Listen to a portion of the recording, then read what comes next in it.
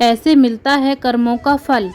एक बार एक कंपनी के मालिक ने छोटी सी गलती होने पर अपने मैनेजर को बहुत खरी खोटी सुना दी। मालिक की बातें सुनकर मैनेजर को बहुत गुस्सा आया, लेकिन वो उनसे कुछ कह भी नहीं सकता था। कुछ कहता तो उसकी नौकरी चली जाती। गुस्से में वो मैनेजर अपने मालिक के केबिन से बाहर गया और बाहर आकर उसने अपना सारा गुस्सा स्टाफ पर निकाल दिया। अब बिना वजह डांट पड़ने की वजह से स्टाफ वालों को भी गुस्सा आ गया, लेकिन वो भी मजबूर थे। अपने मैनेजर से कुछ कह नहीं सकते थे, लेकिन अब स्टाफ वाले अपना गुस्सा किस पर निकालते। वो आपस में एक दूसरे से तो लड़ नहीं सकते थे, क्योंकि उन्हें आपस में मिलकर ही काम करना है। तो सारे स्टाफ वाले घर जाते वक्त अपना गुस्सा किसी न किसी बात को लेकर गेट पर खड़े वॉचमैन पर निकालने लगे। उनकी बातें सुनकर वॉचमैन को भी गुस्सा आ गया। अब वॉचमैन अपना गुस्सा किस पर निकाले। सारा स्टाफ निकल गया। वॉचमैन ने गुस्से में ऑफिस का ताला लगाया और घर आ गया। घर पर आया तो उसकी पत्नी ने उसकी पसंद का खाना नहीं बनाया था। वॉचमैन का गुस्सा और बढ़ गया। उसने ऑफिस की भड़ास भी अपनी पत्नी पर निकाल दी और उसे बहुत सुना दिया। पति की बातें सुनकर पत्नी को भी गुस्सा आ गया और अंदर गई। उसने अपने बच्चे को एक जोर का थप्पड़ मार दिया और बोलने लगी, पढ़ाई करता नहीं है और सारा दिन टीवी ही देखता रहता है। मम्मी से मार खाकर वो बच्चा गुस्से में घर से बाहर निकल गया।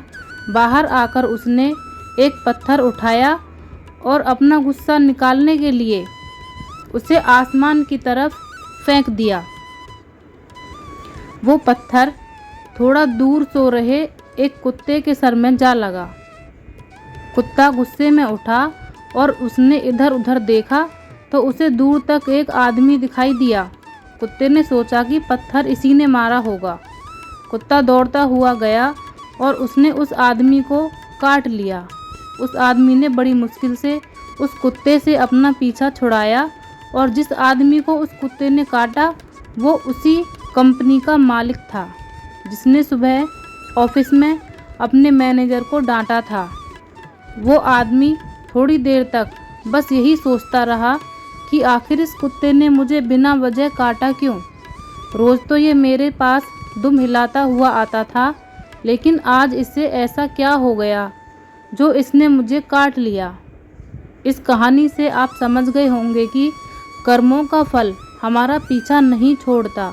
जाने अनजाने में जितने लोगों के साथ बिना वजह गलत व्यवहार करते हैं, जिसकी वजह से दूसरे परेशान होते हैं और कितनों का तो बहुत नुकसान भी हो जाता है, पर हमें तो उसका अंदाज़ा भी नहीं होता, क्योंकि हम तो अपनी मस्ती में ही जीते हैं। पर ऊपर वाला सब देखता है और वो हमारे कर्मों का फल किसी और तरीके से हमें ज़रूर देता है। इसलिए ज़िंदगी में बहुत ज़रूरी है कि आप दूसरों के साथ अच्छा व्यवहार करें, हर किसी की परेशानी को समझें, किसी के साथ बुरा ना करें, क्योंकि जैसा बीज हम बोते हैं वैसी ही फसल हमें मिलती है। आप जैसा दूसरों के साथ करेंगे वो किसी न किसी रूप में आपके पास लौटकर आ ही जाएगा। फिर चाहे आप किसी को नफ़रत दें या फिर किसी को प्यार, जिंदगी को बिना लड़ाई झगड़ों के भी जिया जा सकता है। किसी को अपनी गुस्से से समझाने से बेहतर है कि आप उस बात को प्यार से समझाएं। हमेशा याद रखें, अच्छे कर्मों से ही इंसान महान बनता है। अच्छे कर्म करने के लिए हमें किसी ट्रेनिंग की ज़रूरत नहीं पड़ती है, बस हमें अपनी सोच और समझ को अच्छा करना होता है।